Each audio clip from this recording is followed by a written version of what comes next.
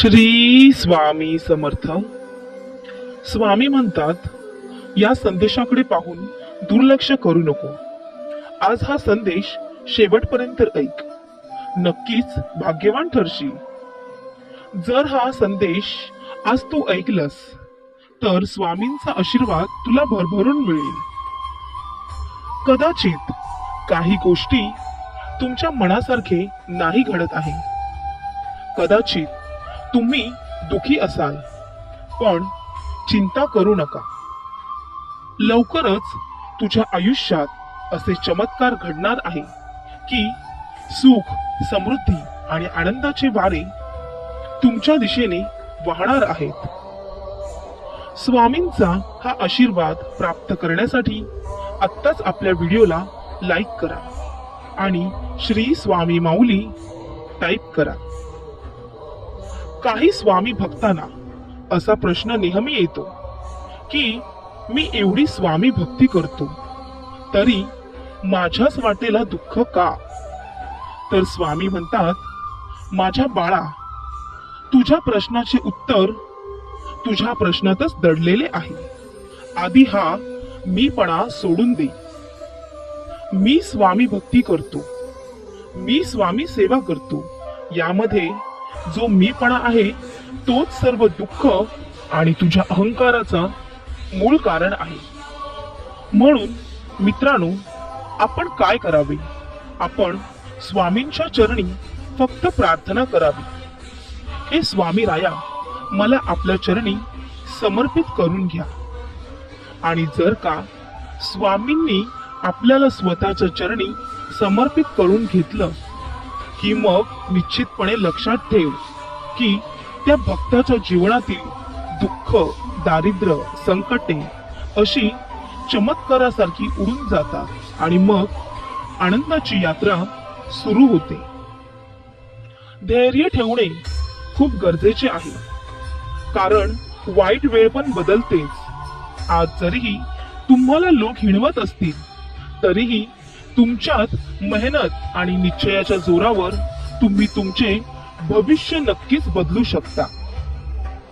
एक लक्षात ठेवा, आपल्या नियतीचे मालक बना, पण परिस्थितीचे गुलाम बनू नका. परिस्थितीशी लढा, झुंज धरा.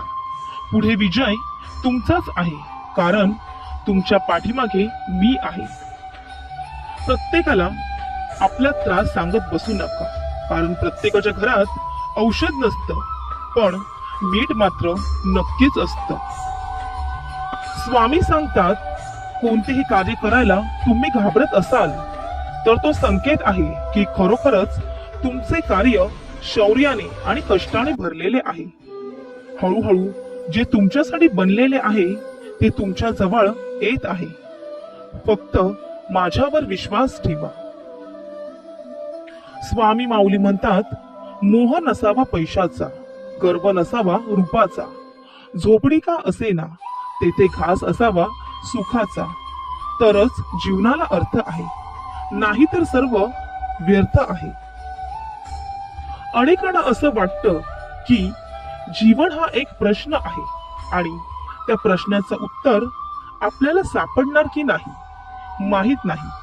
मात्र जो कोणी त्या प्रश्नाला सामोरे जातो त्याला त्या प्रश्नाचे उत्तर निश्चितच सापडतात. आणि उत्तर सापडतं त्यात नवीन प्रश्न पुन्हा उत्पन्न होत असतो. मात्र प्रश्न पुन्हा आपल्या समोर येऊन उभा राहतो, तेव्हा त्या प्रश्नाच्या गर्भामध्ये उत्तरही असतं. म्हणून जीवनामध्ये प्रश्नाच्या मागून उत्तर आणि उत्तराच्या मागून प्रश्न असा पाठलाग चालूच असतो. म्हणून आपल्या जीवनामध्ये कोणताही प्रश्न निर्माण झाला तर डगमगायचं नाही, त्या प्रश्नाला सामोरे जायचं आणि जीवनाचं उत्तर मिळवायचं, जीवनाचं आनंद मिळवायचं आणि जीवन आनंददायी करायचं. तुमचा स्वामींच्या शक्तीवर विश्वास असेल तर होय, स्वामी शक्तीवर विश्वास आहे टाईप करा आणि ज्यांना याची गरज आहे त्यांना शेअर करा. भाग्यवान ठरा. स्वामी म्हणतात, कर्म हे धर्मापेक्षा अधिक महत्वाचे आहे. कारण धर्म केल्यावर मनुष्य देवाकडून विविध गोष्टी मागत असतो, त्याची अपेक्षा करत असतो. पण कर्म केल्यावर देव स्वतः तुम्हाला त्या गोष्टी न मागता देत असतो. जो व्यक्ती आपल्या जीवनात कर्म आणि कर्तव्याचे पालन करत नाही, अशा लोकांना स्वतः मी देखील आदर करत नसतो, मदत करत नसतो. वेळ कधीच थांबत नाही.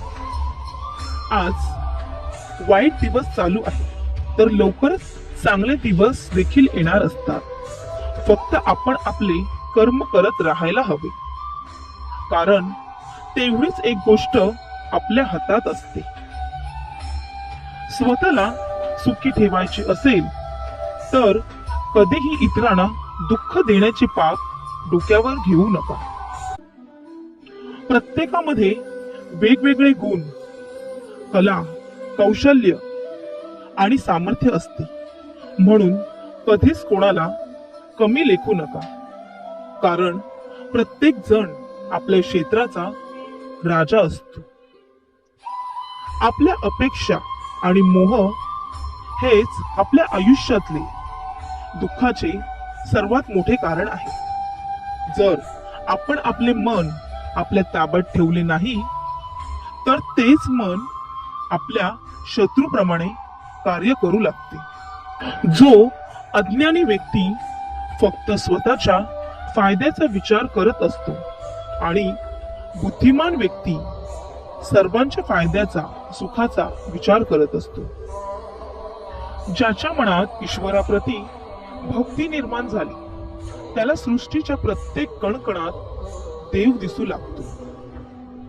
स्वामी महाराज म्हणतात, माणूस वाईट काम करताना आजूबाजूला कोणी आहे का हे बघतो, पण वरून देव देखील आपणास बघतो आहे हेच बघणे तो नेहमी विसरून जातो. म्हणून कर्म नेहमीच चांगली ठेव. माझे तुझ्यावर बारकाईने लक्ष आहे हे कधी विसरू नकोस. तुझे नक्कीच चांगले होणार. तू चिंता करून घेऊ नकोस. मी सदैव तुझ्या पाठीशी आहे. जा, तुझे अपराध माफ केले. यापुढे सावधगिरीने वाग. भिवू नकोस. पुढे जात जा. संकट दूर होतील. हाच तुला माझा आशीर्वाद. अवधूत चिंतन श्री गुरुदेव दत्त. बोला श्री स्वामी समर्थ.